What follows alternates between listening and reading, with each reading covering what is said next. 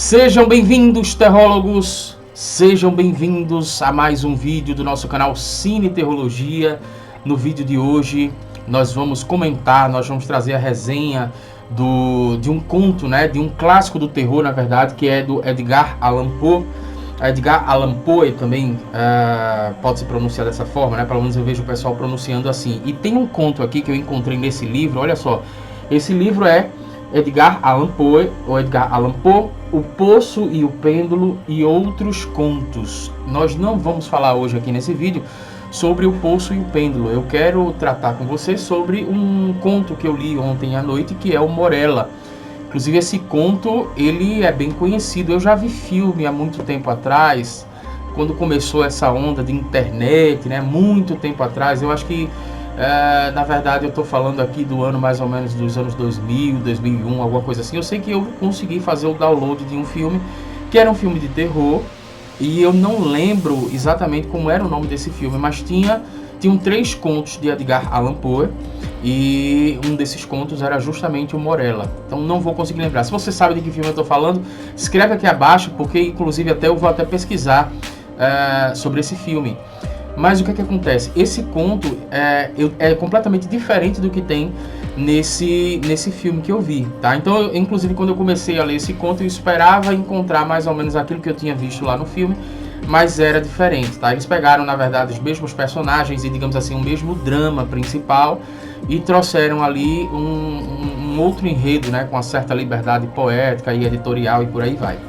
Então eu quero comentar com você e eu vou dividir esse vídeo em 2 partes, tá? A primeira parte eu vou trazer alguns comentários iniciais sobre esse conto Morella e na segunda parte eu vou dar o spoiler, né? Mas eu vou avisar para você, caso você não tenha lido ainda o conto Morella, eu vou avisar para você quando eu for dar o spoiler para que você possa pausar o vídeo e inclusive até você pode clicar no botão de salvar aqui para poder assistir depois, tá?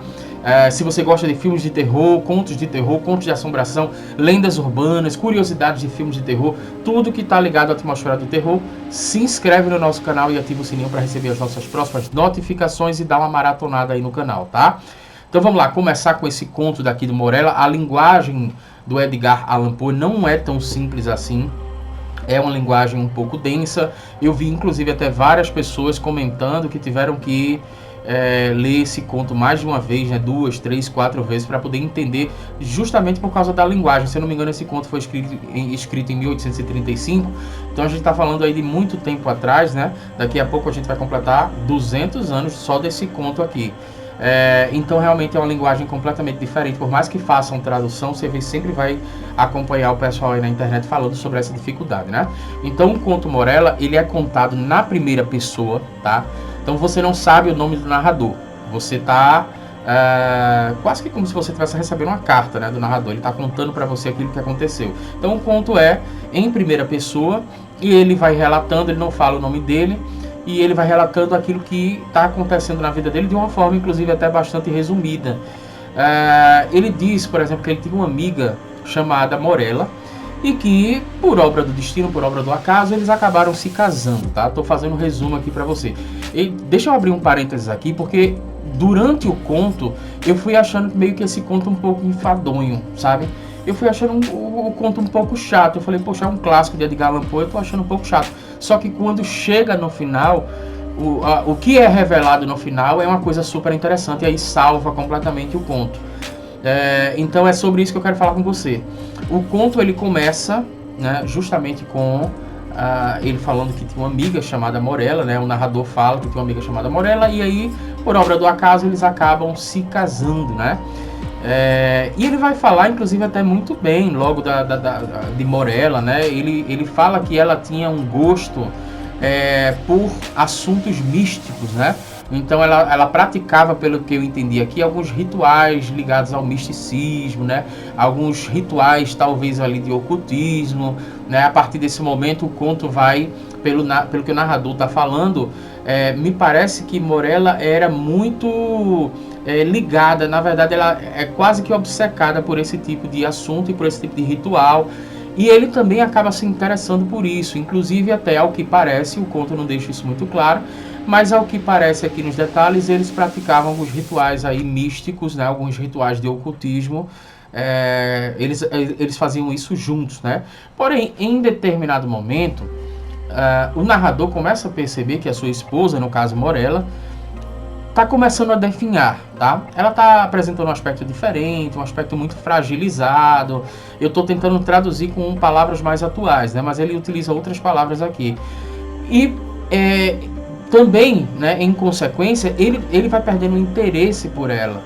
Então ele perde o interesse por ela de uma forma tão intensa que em determinado momento ele chega a desejar a morte dela, mas ele fala que ela percebia isso, né? Pelo menos eu entendi isso no conto. Ela percebia isso, mas não falava nada com ele sobre isso. Sabe aquele lance, por exemplo, que a pessoa está percebendo que você está escondendo alguma coisa, ou até mesmo a pessoa já percebeu que você quer falar alguma coisa que ela já sabe o que é, mas ela não quer apresentar para você que ela já sabe o que é o que você quer falar. Não sei se foi muito confuso, mas enfim. É isso que está acontecendo aqui. Ela percebe, na verdade, que ele meio que vai perdendo interesse, mas ela também não toca no assunto e ele percebe, no caso, ele sabe que ela sabe o que ele sabe, né? Tô complicando ainda mais, então vou continuar aqui. O que acontece? Então eles em determinado momento, a Morella realmente tá ali moribunda, né? Tá no leito de morte ali. Ela tá muito debilitada e tem uma coisa muito misteriosa nesse conto, que é justamente a Morella, antes de morrer, ela meio que roga uma praga para o esposo dela. Ela faz um alerta. Pelo que eu entendi, Edgar Allan Poe, ele sempre, me parece que ele sempre vai jogar com isso, né? Ele faz questão de não deixar as coisas muito claras, porque me parece que ele quer que o leitor fique pensando, mas será que... me parece que ele dá uma margem criativa para o leitor também ficar imaginando determinadas circunstâncias. Então, já que ele me deu essa liberdade, pelo menos é assim que eu entendo, eu vou falar sobre a minha interpretação. Eu tenho a impressão que esses rituais ligados ao misticismo aqui, né, ao ocultismo que a Morella praticava, tinha esse propósito daí que eu vou falar agora, que foi justamente o que aconteceu. Morella, no leito de morte, conversa com o marido e diz que, já que ele não amava ela em vida, ele vai adorar ela em morte. E nesse momento, misteriosamente, no momento em que ela está morrendo, nasce uma filha deles. E aí é que vem todo o X da questão, né? Quando nasce essa filha deles, né, ele começa a perceber algumas coisas estranhas. Eu vou fazer o seguinte, a partir desse momento eu acho que já dá para avisar você que a partir de agora vem spoiler, porque a partir desse momento é que vai vir, estamos caminhando para o desfecho do conto, né? Então, se você não gosta de spoiler, se você tem problema de spoiler, você pode dar um pausa, clica aí embaixo no botão de salvar e aproveita e se inscreve no nosso canal, porque a gente vai trazer outros contos também de Edgar Allan Poe. Mas voltando ao assunto, no momento em que a filha nasce e a mãe, no caso a Morella, morre, o narrador, ele vai dizer que ele simplesmente chamava a filha, por exemplo, de meu amor, né? Ele chamava com esses adjetivos, mas ele não colocou um nome nela. E na medida que ela vai crescendo, ele começa a se espantar, porque ele percebe que a aparência dela é muito parecida com a mãe. E ele começa a perceber, na medida que ela vai crescendo, que a mentalidade dela também é muito avançada para a idade dela, tá? Então ele tem essa percepção, mas ele não dá um nome para ela até o dia do batismo. Lembrando que aqui nós estamos no spoiler, né? Até o dia do batismo. No batismo na igreja, ele precisava consequentemente de um nome. E ele vai dizer, o narrador, que ele pensou em vários nomes, mas os nomes estavam tipo na ponta da língua, só que não conseguia sair. No momento do batismo, ele tinha que dizer um nome, ele tinha que definir o nome para que ela fosse batizada. No caso, para a filha dele, de Morella, a falecida Morella, para que ela fosse batizada, ele tinha que dizer um nome. E os nomes não... Ele estava na ponta da língua, mas não conseguia sair. Até que ele pensa em vários nomes e só consegue pronunciar o nome de Morella. E tem um negócio interessante que acontece, porque quando no batismo ele pronuncia o nome Morella, ela responde, a filha muito nova responde, estou aqui.